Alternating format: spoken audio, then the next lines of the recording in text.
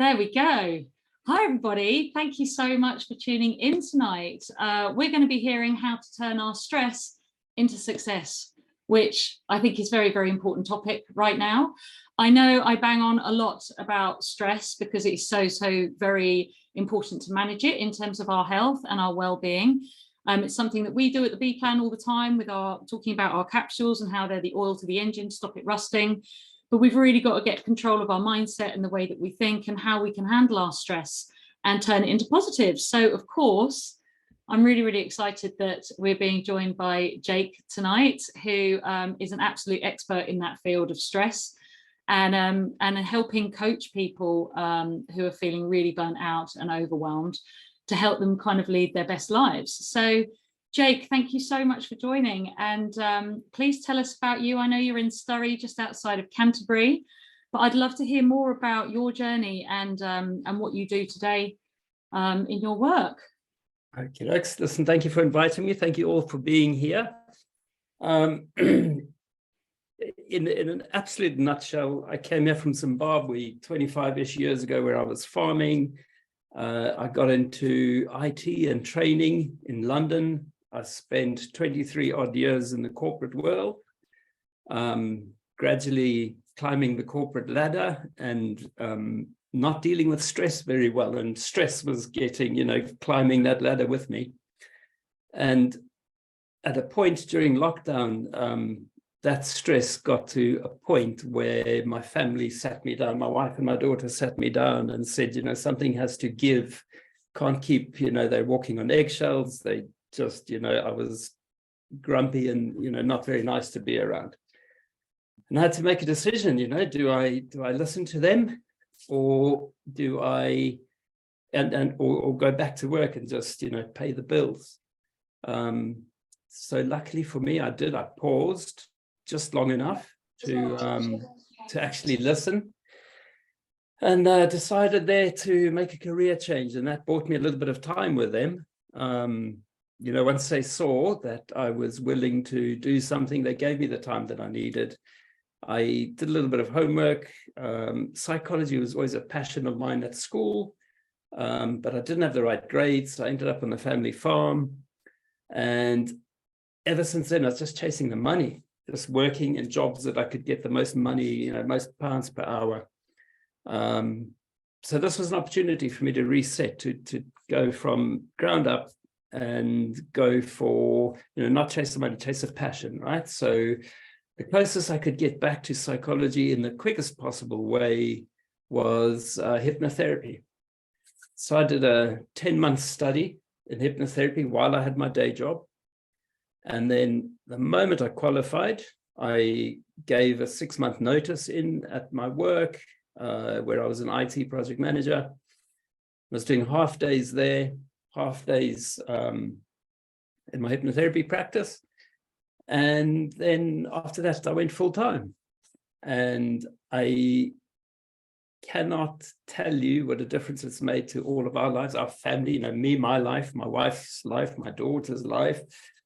I've kind of chucked money out the window for now, not by choice, but that's just where things are right now. My priorities right now are changing my focus, seeing where I can give more than I take. I've always been a taker. So now it's about giving. It's about reprioritizing what's important to me. And, hypnotherapy has given me the perfect tool to help other people who are stuck in, same way that I was stuck. And I get to do that every day, help people get unstuck. Amazing. And we know that, from what we do in the B Plan stuff, when you get to help other people, it's an amazing feeling. But it's a really brave move, Jake. It takes bravery, I think, to walk away from a full-time career that pays all the bills when you've got a family to feed and things like that, and do what you feel passionately about and make an entire, life transition. In some ways, that's its own stress, right? Because it takes a brave thing, even, if you're mission-led. So yeah, I don't know how much opportunity I had to actually sit and make it a brave decision. I think it was just a reaction. I was on the verge of shattering my family. And it needed something absolutely drastic. So, you know, if I'd had more time to think about it, I probably wouldn't have made this decision.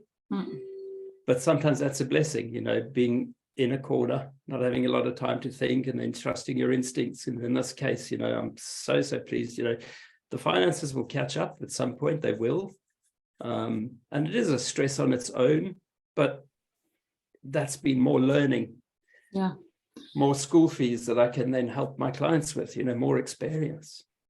And that just goes to show, you know, no matter what your stress level, whether it's sort of small and bubbling and it's just daily little things that affect you, or whether it's the point where it's absolutely ripping through your life and totally dictating everything, you know, stress is in all of us, and it's so important we manage that and get on top of it. So tell us, Jake, like, we're here to hear how we turn our stress into success. Where on earth do we start? Yes, well, first, there's so many places, but, you know, a good place to start is to recognize that all stress is the same, really, you know. Essentially, stress is the feeling we have of stress is the feeling of adrenaline and cortisol in our body.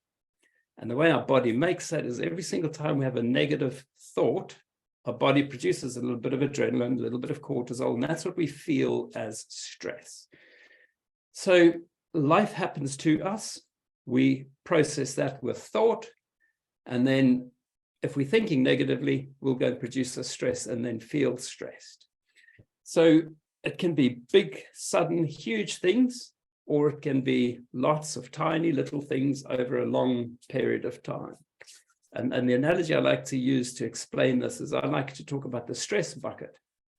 And every single time you have a negative thought, you pop a little bit of stress into your stress bucket. Every time a big brick lands in there, that's more stress in your stress bucket. So sometimes it's filling slowly, sometimes it's fast. And the interesting thing about adrenaline and cortisol is you only feel it while it's busy filling up, while it's busy adding. So you only feel it while it's accruing in the moment. And then you so quickly acclimatize and get used to that feeling. Your body adjusts to that new feeling, that new level of threat, and that becomes your new normal. And if it's not rising, it's high, but you'd say, you know, I'm not stressed if someone asked you. But then another life event happens, you think negatively about that, you put more stress, you feel it while it's rising. And you know, we start off nice and empty, we're sleeping well, we're positive, we're motivated, we're energetic, everything's good. And then we slowly build up our stress. If it's not going out as fast as it's coming in, or faster than it's coming in, it'll slowly go up, right? And then we start to feel a little bit stressed, then we start to feel a little bit overwhelmed, and then we're overflowing, then the floor's getting wet. And that's where our kind of symptoms are, the very obvious signs of stress. So I guess the first step is being aware of how you're feeling, and specifically being aware of a change in feeling. You know, a mood swing, you're spiking somehow. And if you're aware of this uncomfortable change in your feeling, you can check in with yourself, and you can check in with yourself and say to yourself, you know, what was I just thinking? You know, what's happening around me? How did I respond? What am I responding to? Because whatever you're doing, if you're feeling stressed, you're having a negative response to something. You're either thinking negatively, or you're using negative language. Somehow you're reacting negatively to this thing that's happened. And we have kind of the primary way that we deal with the world happening to us is we're thinking negative thoughts.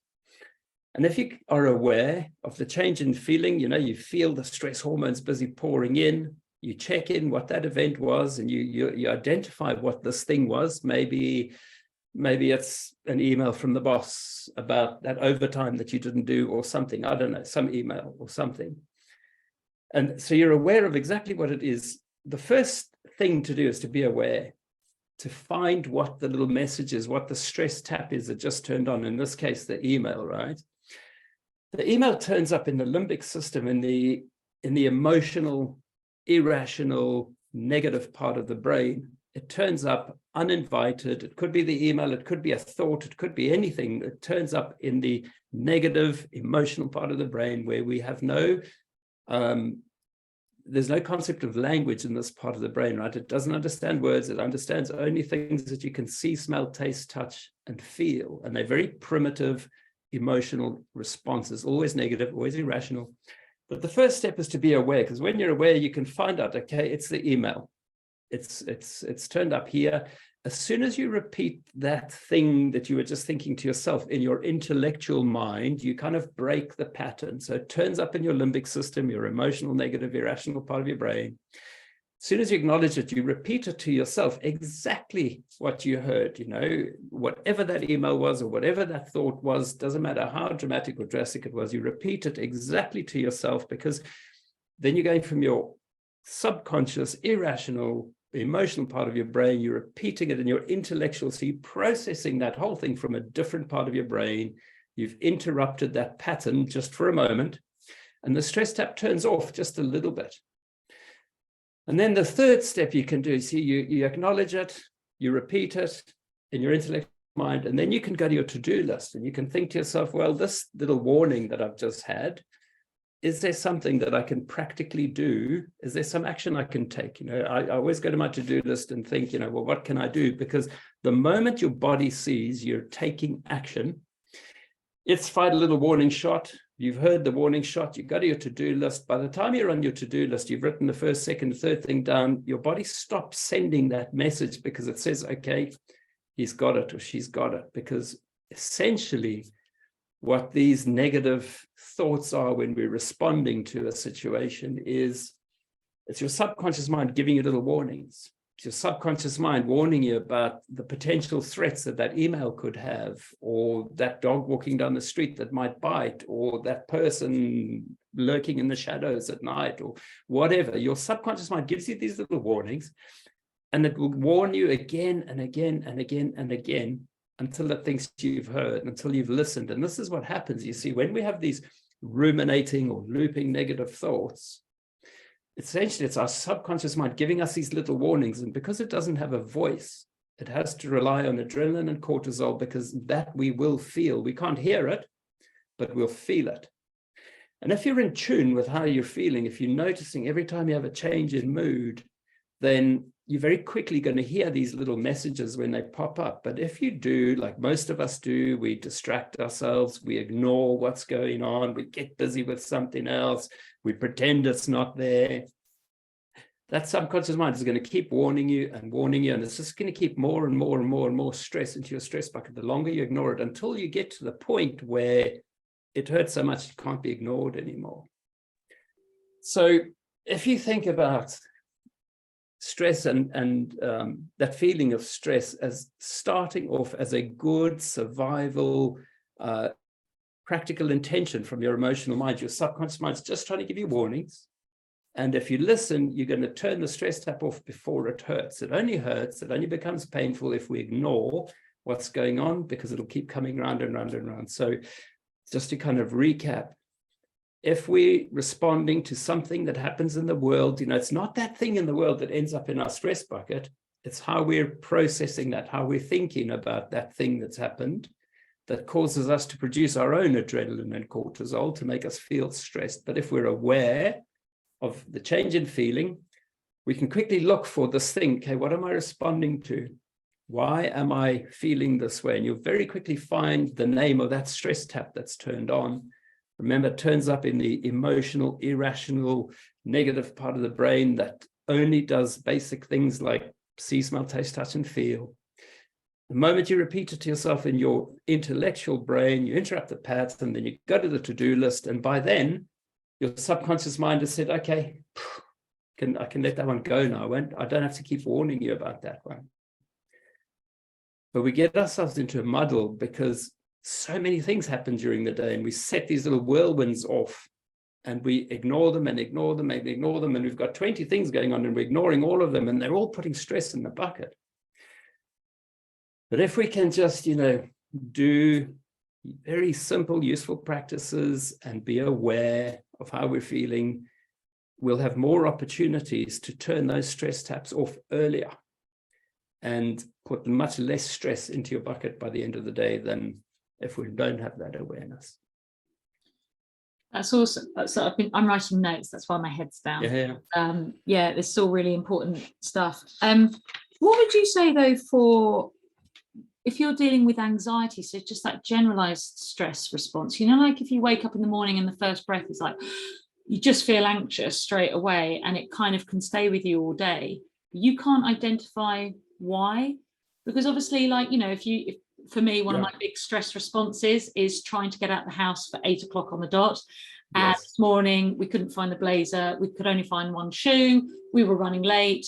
One kid hadn't got the glasses. It was just so stressful. And that for me is a big trigger because I hate being late. It's a big trigger. Yes. But when you have generalized anxiety, which is all linked to stress and could also be a bit of trauma and things like that, how do you then try and identify that feeling? Because it's another form of stress, isn't it? Anxiety. Yeah. It's linked. So it's a very good question. And I must just say that, you know, hypnotherapy is obviously not the only answer for stress. There are lots and lots and lots of little slices in the cake called health. You know, it's not just hypnotherapy. So when we've got generalized anxiety, it's a good idea to take a helicopter view of what's going on overall. And you're looking for stress indicators. You're asking yourself, you know, am I eating properly? Am I on Chloe's B plan? Have I got good nutrition? Am I eating, you know, a good range of food? Am I sleeping? Am I getting enough sleep? Am I getting outdoors and moving once or twice a day for 20 minutes? Am I going for a little walk? Am I got any me time at all? Am I doing any kind of exercise? Am I taking little mini breaks during the day? You know, you want to ask yourself all kinds of questions, because in my world, when somebody has generalized anxiety, in other words, you know, they're feeling anxious, but they don't know why. They've got the signs of anxiety, but they can't put their finger on it. Because remember what happens, right? The only way adrenaline and cortisol can enter your body is with negative thoughts. So the world is happening, but that doesn't go in your bucket. It's how you're responding. So some people, it's water off a duck's back, right? Something happens and it just doesn't bother them because they don't create a negative thought to that thing. Other people will create a negative thought and hold on to that thing and won't let it go, right? And as long as you're holding on to it, stress is pouring into the bucket. But for generalized anxiety, right? Perhaps over time, and with generalized, it's usually the case where it's gradual. You've got this inclination to think negatively. The tap at the bottom of the bucket isn't open that widely, so it's coming in faster than it's going out. And you get to a point where the stress bucket is absolutely full. Not overflowing, but it's absolutely full. And then remember, you acclimatize so quickly, right? You're at your tolerance threshold for anxiety and cortisol in your body. You're at the threshold, but you acclimatize, and someone says to you, you're stressed, and you say, no, I'm not, and you believe you're not. But what happens when the bucket is full? You put a tiny little thing, drop a Smartie into a full bucket, and that bucket's going to overflow a bit, right? There will be the floor will get wet when you put the tiniest thing into an absolutely full bucket. And then what we do is we blame that little thing that went into the bucket. We blame the Smartie, we blame the kids, we blame the lost blazer, we blame the whatever, right? So when the bucket is full, we have no capacity to cope with what's going on. And you put the tiniest thing into a full bucket, and then we're blaming that thing because that thing just caused the stress to move, and we felt it again. And it isn't fair to blame the little things when the bucket is full, because you think, you know, when the bucket was at a reasonable level, when you weren't feeling stressed, you know, the blazer wasn't a thing, the Smartie wasn't a thing, none of that stuff was a thing. And when we have this awareness, you know, when you start to figure out and you realize how this stuff works, and you increase your level of awareness, and you get to learn yourself and your responses. And when the little things start tripping you up, instead of blaming that little thing, you're taking a step back and you're having a word with yourself, and you're saying to yourself, okay, well, I know what's going on here. It's not the little thing. My bucket's full. I've obviously missed a trick down the road a bit. I need to back up. I need to do my meditating. I need to get a bit of sleep in. I need to get out and go for a walk. I need to do my 3-6 breathing for 3 minutes. That's a nice one I'll tell you about if you guys don't know about that. But there are things you can do for generalized anxiety to circle back again. I think in most cases, people allow their bucket to get full, and then the little things are always tripping them up, and they just, they're not sleeping well, and everything, all the little things are bugging them. And then they start to think that, I've got 30 things wrong in my life. They're all tiny things. But your focus, when the bucket is full, the body goes into survival mode, right? And it puts its blinkers on, and it looks for threat. It looks for danger. It doesn't look for love, kindness, and pleasure. It just senses, look, there's so much adrenaline and cortisol in the body. There must be danger. I'm going to find it. And then it finds the 20 little things that went into the bucket, and it blames each one of those 20 things, and it magnifies them as, life-changing events. And then we start, things easily get out of proportion. And not only that, when the bucket is that full, we get kind of limited access to our intellectual mind. When the bucket is that full, we're spending time in this emotional limbic system, this irrational negative place. And then it's kind of quite tricky to make good, sensible intellectual decisions. But the way I treat generalized anxiety is I, over a number of weeks, work with the person to gradually bring their stress levels down, to reframe their negative thinking, to look at the language patterns they use, the beliefs that they hold, and over a number of weeks, gradually get it down. And then it kind of just disappears by itself, because the minute you have any capacity at all in your bucket, those little things can go back in there, and you're not overflowing, you're not reacting. And then if you have that broad, holistic approach, which I love so much, it's not just hypno, it's sleep, it's exercise, it's diet, it's all kinds of things. The more of that stuff you can incorporate into your life, the further you move from that generalized anxiety, because you've got some capacity now. You're not at threshold. Makes so much sense. Oh God, yeah. And I know people are commenting in there as well. Such a good analogy about that tiny pebble going in, and you blame the tiny pebble and don't.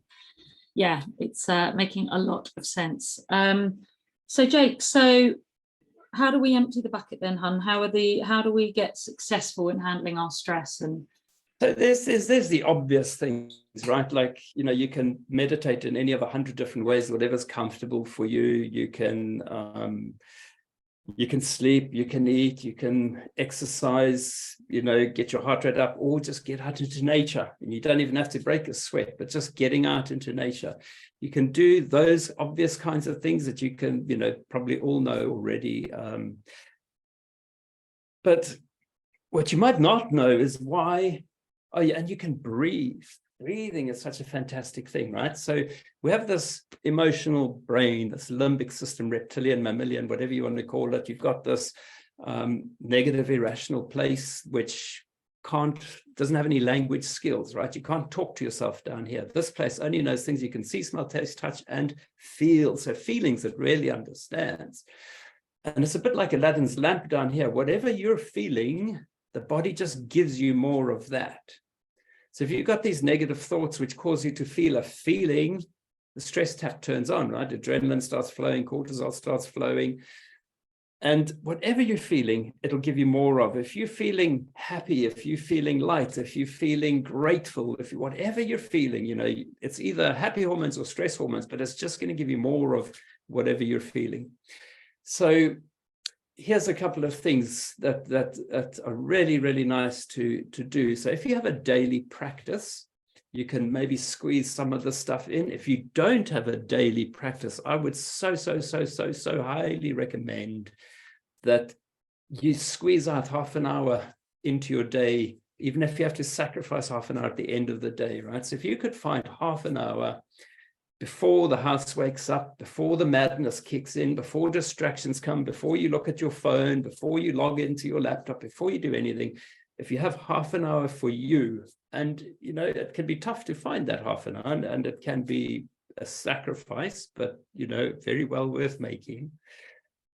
But if you could find 3 things for 10 minutes each every morning, and you could maybe sit in a quiet room, maybe read something for 10 minutes, maybe do a bit of breathing or meditating for 10 minutes, maybe do a bit of gratitude for 10 minutes. So, you can do journaling, you can do whatever, and it doesn't have to be exactly 10 minutes, but if you could find a little bit of time early in the day and do 2 or 3 or 4 disciplined things that you always do those things for a little bit of time each, then you end up draining stress from the body. You end up setting your day off intentionally in the direction that you want it to go. And then you take your day somewhere. You're not getting dragged behind your day where you've got absolutely no control. And, there's a million things. There's a really good book.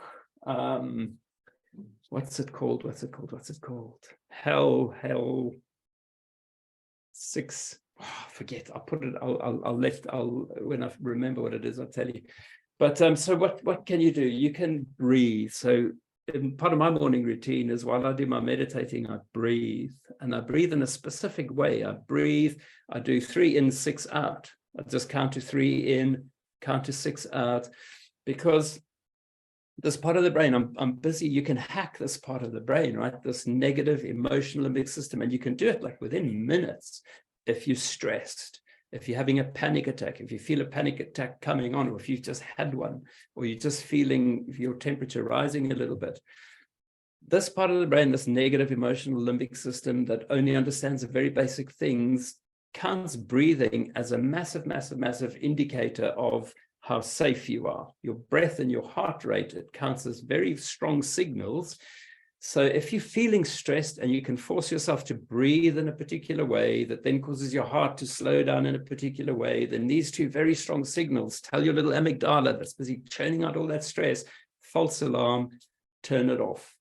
And within 30 seconds, you start to feel that difference, within a couple of those breaths.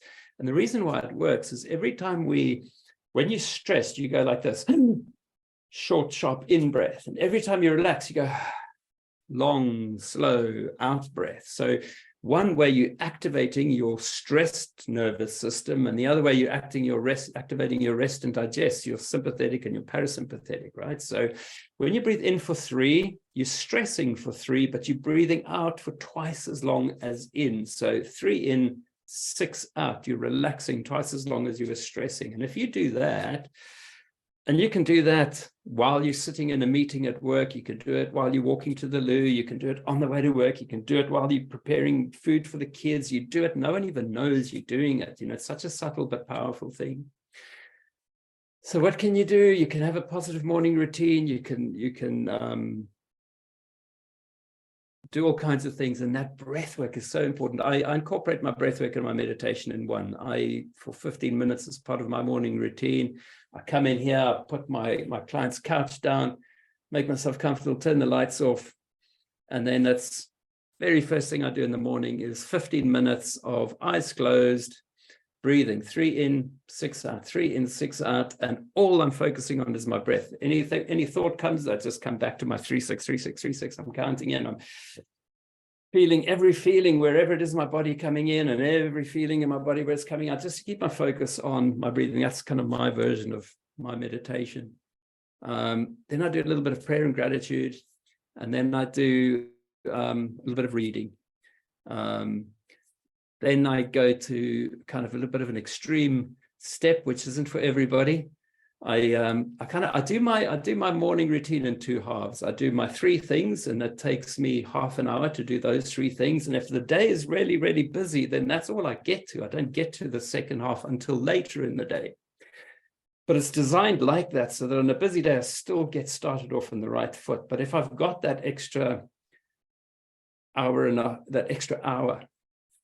I hop in an ice bath for 10 minutes at 6 degrees and force myself to go into stress mode. This is my resilience training, right? So I force myself. I've got a chest freezer in my backyard, which has been waterproofed, full of water. And every night I chuck big 2-liter frozen milk bottles in there to get the temperature down to 4 or 5 by the morning.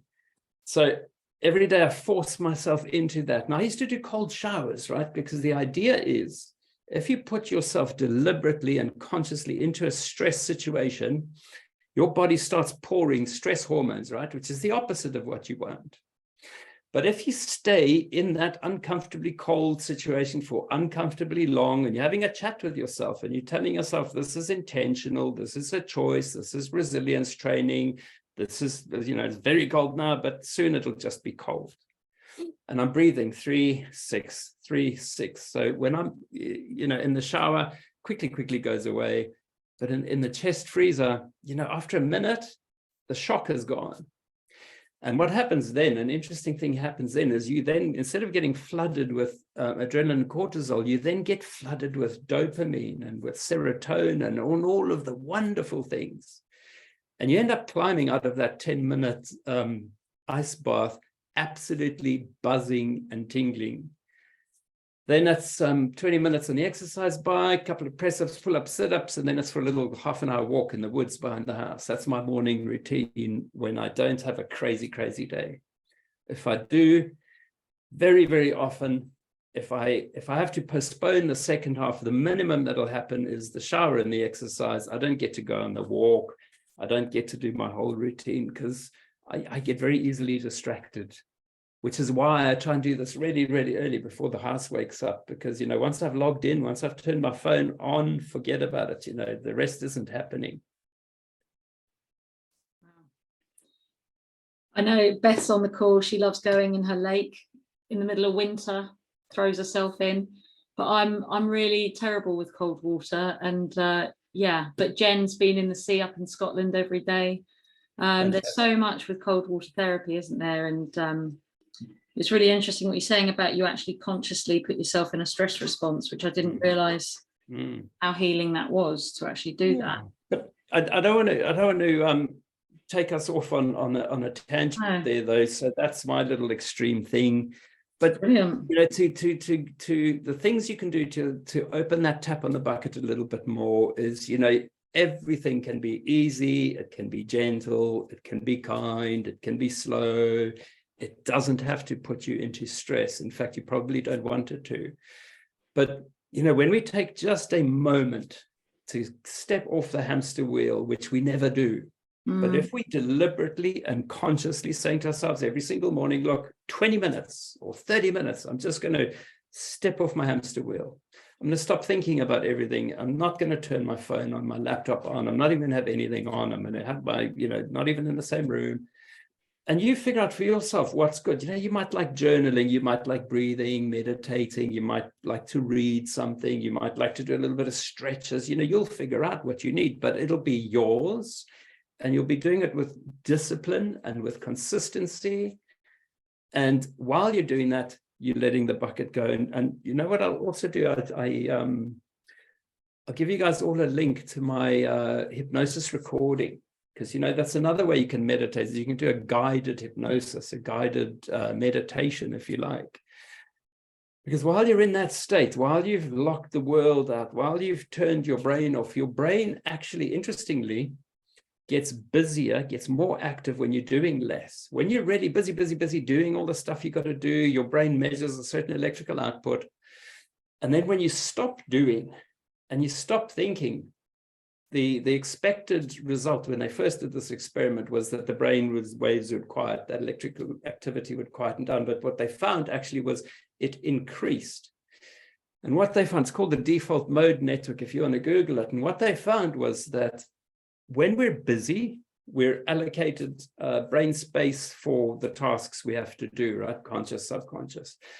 But when we're not busy, that energy gets reallocated and poured into your subconscious. And then your body can do everything it wanted to do, but it was distracted by your conscious, busy world.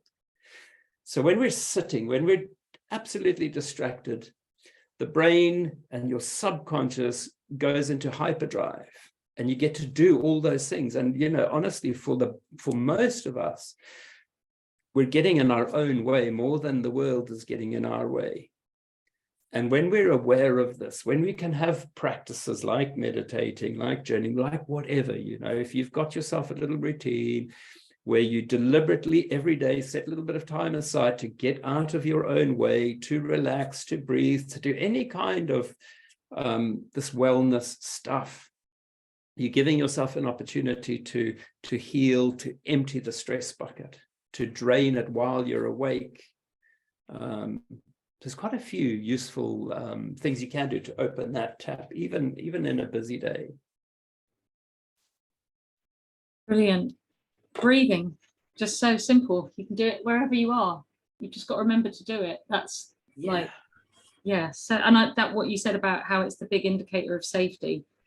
You know, it literally tells your brain you're safe, which absolutely hadn't dawned on me that that's what breathing does when you're calm. And because when you're stressed, right, it's shallow breathing, and you're doing lots of in out. You're doing a lot of and you're not resting, and then your body's just saying, oh, I know that breathing, that means we need adrenaline and cortisol, and that's why it happens, right? Because then it churns out what it thinks you need. But if you can trick yourself, if you can breathe and then, you know, force yourself 3, 6, 3, 6, 3, 6, the body very, very quickly, within 30 seconds, the change starts to happen. It says, oh, must be false alarm. And the reason why it's within 30 seconds is because you've been breathing like that for 30 seconds, your chest cavity is stretching like that, your heart rate slows down, your heart rate starts to slow down within 30 seconds. So 2 very, very strong signals come into play. Your breathing and your heart are telling the amygdala that's spinning at 1,000,000 miles an hour, false alarm, turn it off, nothing to worry about. And then it does, because it can't think. There's no conscious intelligence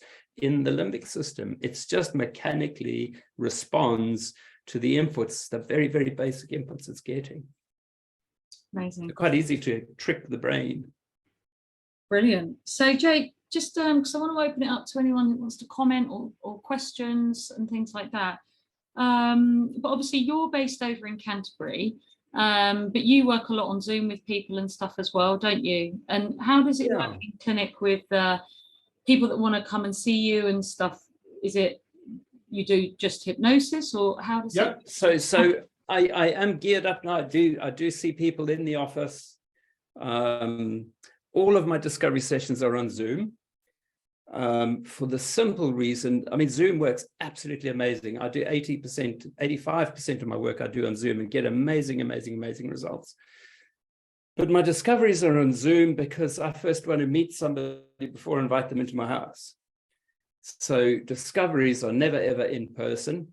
But if we go through the discovery session, which is a free 50-minute session on Zoom, if they want to sign them up, and then you've got a choice whether you want to do it on Zoom or you want to come to Story and do them in person.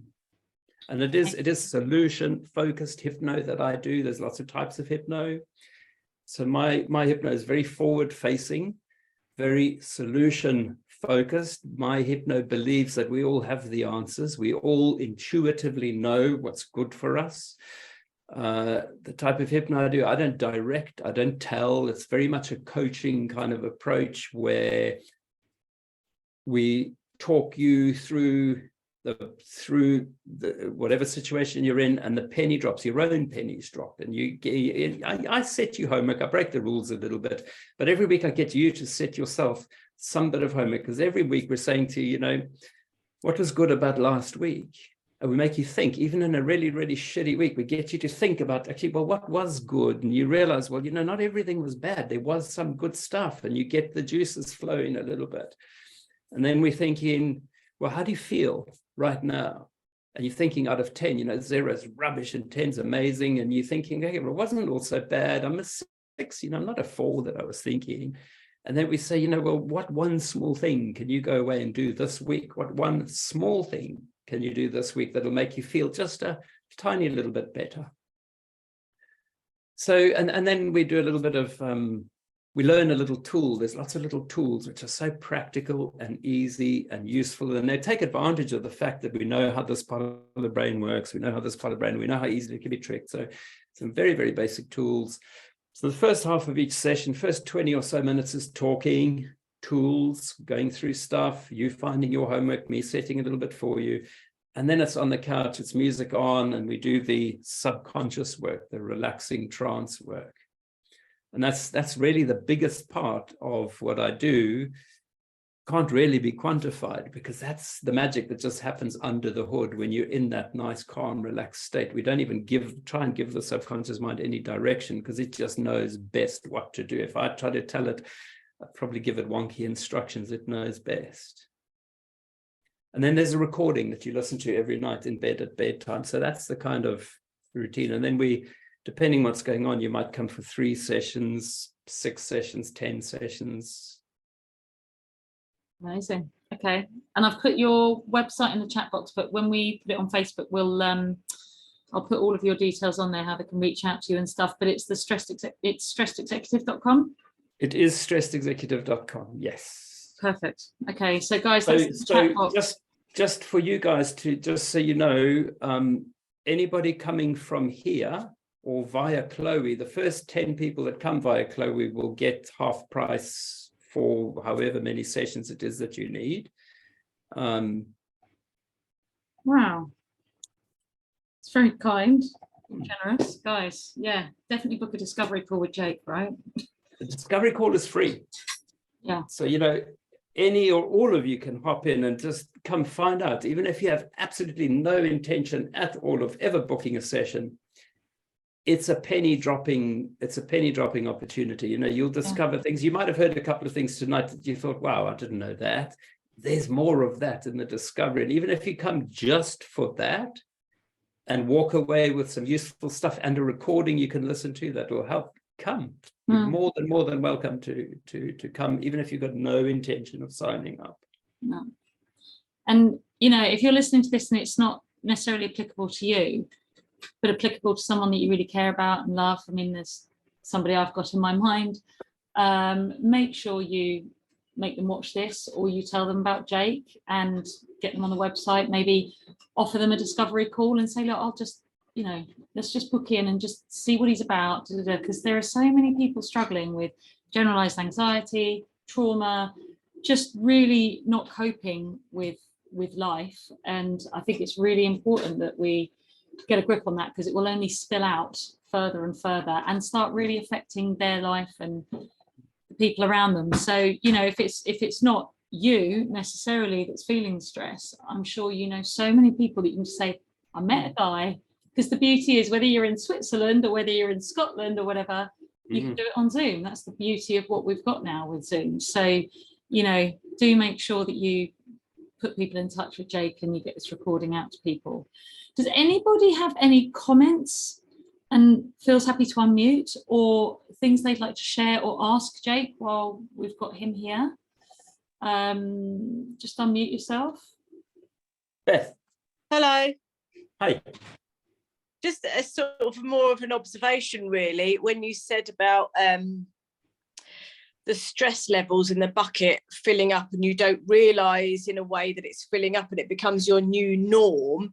I feel like I can relate to that. And when I was teaching, and I left teaching just over 2 years ago, but I think for a long time, and probably still now, is it right to say that it's almost not an addiction, but you feel like you need that kind of level of stress to be sort of functioning properly then? You're absolutely right. You know, when you've been in that position for a long time, your body gets used to having that level of feeling, and it is an addiction. You do get, your body has call it a tolerance threshold, a new threshold. And if it's not feeling like that, something's wrong. So even if you take that stress feeling and you start to improve it, it doesn't feel like that. So it wants you back to where you were. And this is where we very often trip ourselves up with stuff, particularly with procrastination and stuff. You know, we're procrastinating because what if we succeed? What if we have to stop feeling like this? What if we do feel okay? What am I going to do then? I don't know what to do with that. I only know this way. You're absolutely right. You know, we get to a level and then your body is fighting you. You know, you're changing and your body says, back to where we were. Is that why I always leave everything to the last minute and feel like I have to do everything under pressure? Yeah, well, we procrastinate for a number of different reasons. You know, quite often we need to leave it for the very last minute because the panic monkey is the only one that's going to actually do anything, because I'm not. So, you know, very often, and particularly when we are very stressed, it takes quite a bit to get to feel a bit more panic than we were at stress levels. So we leave it to the absolute last minute, because then that the need to respond kicks in. Oh, that makes sense. Yeah. But Yeah. you know, let me just quickly slip something in that I haven't mentioned. I think it's very, very important to mention is sleep, and not just sleep, but particularly the rapid eye movement stage of sleep. You know, we go every 90 or so minutes, you go through this rapid eye movement stage of your sleep. And rapid eye movement does a ton of incredible things, but one of the things it does is it removes adrenaline and cortisol from the body. So that's your body's natural way of emptying the stress bucket, is when you get enough rapid eye movement sleep. So in other words, nice deep sleep, 8 hours or so if you can. Then you've gone through enough cycles to have made a huge impact. And what we do, this is the cycle we kind of typically are in. We think all these negative thoughts and our bucket is full, sometimes overflowing, and then we sleep. And the next day we wake up and we think again. And then we sleep and we think again. And we end up, you know, always being up here. The ideal thing is to reframe your negative thinking, use tools, use the kind of things we've spoken about today, have an awareness of how you're feeling. When you get that change of feeling, you do something and you intuitively know what you need to do, but you'll sleep. And then the next day, because you're aware, you just won't put so much back in your bucket, and then you'll sleep again. And then the next day, you just won't put too much back in, and you'll sleep because you have this awareness. And very, very quickly, you get your bucket down to close to empty, to where you're feeling positive, energetic, motivated, sleeping properly. Because one of these strange things is when you are very stressed, your body doesn't allow you to sleep. Three quick things will happen, right? Either your body will not let you fall asleep because it sees too much danger around, so it's not going to let you rest, or it's going to say to you, as you're starting to sleep, it's trying to empty the bucket and you use too much energy, and your own body wakes you up and saying, look, you're overdoing this emptying the bucket thing with all this rapid eye movement. I'm going to wake you up now, you're not going to sleep again. Or it will get to a point where it should wake you up because you're overdoing the energy, and it says, you know what, I'm actually going to let you sleep. We'll prioritize the bucket. And you wake up in the morning absolutely shattered because you've been trying to empty this bucket all night, and you haven't succeeded by the time you wake up, and then your body wants you back in bed, so it makes you tired. So you know, not only do you wake up tired, but you wake up tired because your body actually wants you back in bed. Long story short is, once you get that bucket low enough, your sleep comes back. You know, the bulk of the insomnia I work with is anxiety-related insomnia. It's just the bucket is so full it interferes with the sleep. But when we get the bucket low enough, sleep returns. Amazing. There's somebody on the call I know wants to watch the recording, and everything you're saying, I know they'll be nodding, going, oh my God, this is me. I know. Yeah, it makes so much sense. Naomi, did you want to say something? Thanks, Beth. My problem is I get stressed out when new people come to my house. Like, I have to have the aides come in from an agency because I had a stroke. And so ever since that, I find I'm not able to cope with new people that I don't know. Got it. So when someone else comes in, I get, and I don't know them, I get worked up. I start thinking with this, and I'm shaking, and all the symptoms kick in. So Naomi, I think two things very commonly work together in a situation like yours. Is one, the bucket is full and reacting easily because there's not a lot of capacity there. So something as small as that can set you off, right? That's one thing. But often in combination, there's this probably some kind of belief that you've told yourself, started to believe, and gradually over time, it's getting worse and worse and worse, because what we do with beliefs, right? We tell ourselves a thing, and when something happens to make us feel a certain way, it goes off and fetches this particular memory, this belief that we have about this person coming into my house, right? And every time we fetch a belief, beliefs are fluid. They're not like a Polaroid, right? Like memories. Every time you take a memory out, when you think a little bit about it, you put it back different. So same with a belief, right? You feel a certain way about this person coming to your house. It makes you retrieve this belief. You're holding this belief, and you've got all these shitty, heavy feelings, right? Now you put some of those on this belief and you put it back.